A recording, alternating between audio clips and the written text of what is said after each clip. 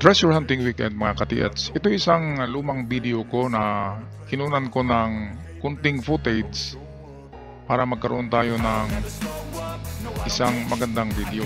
Kasi nang nilinis ko tong aking mga naitabi na parang walang kwenta sa akin, ay meron akong mga napapansin sa mga ito. At baka ito ay isang ang mga precious metals or kind of precious metals. Kaya wag itapon ang mga bagay na baliwala na sa atin. Kasi ang mga munting bagay na yan ay minsan magiging malalaking bagay. Mga bagay na walang halaga, minsan pala ay napakalaking halaga. Ito ang palagi kong naalaala, itong palaging sinasabi ng aking ama noong nabubuhay pa siya na small things means a lot. Lahat ng malaking bagay nag-umpisa sa maliit. Yung isa diyan ay precious talaga yan. Yung parang maliliit na yung nuggets na yan ay silver. Mayroong 4 dyan, kaya precious yan, merong halaga yan. Pero itong iba, tulad nito, nagtaka ko. Antique na kasi ito. Ito ay treasures of the priest na nahukay ko noong matagal na. At maitim na siya dahil sa katagalan. Pero yung likod niya dilaw. At malambot. Malambot yung crucifix. Kaya pwedeng tingga or pwedeng ginto na na mataas ang carats. Kasi malambot ang gintong mataas ang carats. Ito antique coins nito, 1930s. Wala pang gera. World War I. United States of America. Silver coins. Akin tiningnan sa internet ang halaga ng mga yon nasa $1,500 sa eBay. Kaya may halaga yon.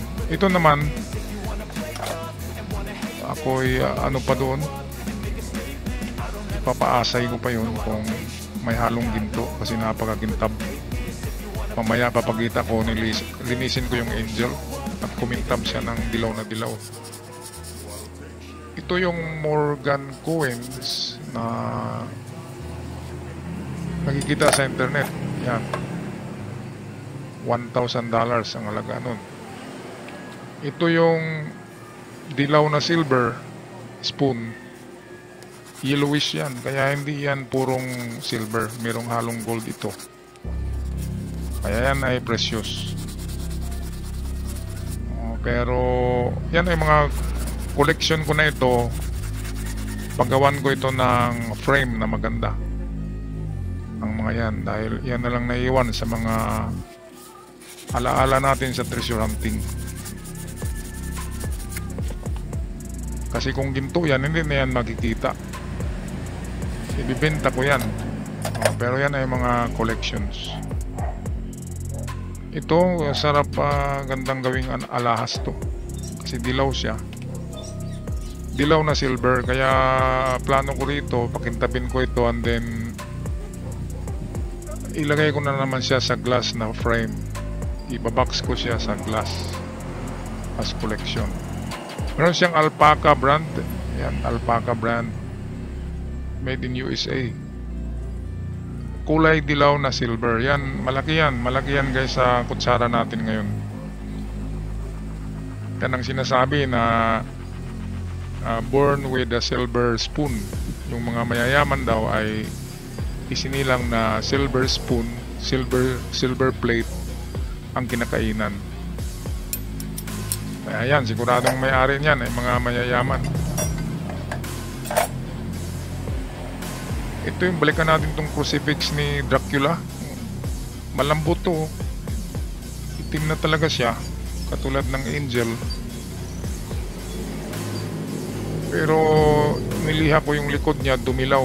Pero malambot siya. isa angel. Yung angel matigas yun. Kaya pwedeng bronze yung angel. Ito ay pwedeng may halong ano to, ginto kasi malambot.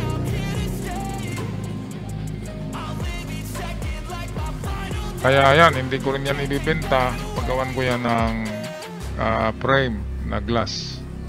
At isasabit ko yan sa aking altar pag ako'y matanda na palagi na akong magdasal. At nasa altar ko yan, pati yung angel. Yan. Yan yung mga naiwan ko na mga souvenirs at treasure hunting. Mga katiyats. Ito, yung isa, niliha ko na yun, kaya makintab na yun. Papakita ko lang sa inyo ang pag-umpisa ko pagliha. At kapag i-display ko na ito, kapag nailagay na siya sa box, sa glass box, ay ipabuffer ko ito, pakintabin ko ito ng masyadong makintab. Kung hindi yan bronze, yan ay brass, sana may halong ginto, di ba? Kasi antique yan, baka naman. Hanggang sa muli mga katiyats, ako'y magpaalam na. Good luck sa inyong lahat.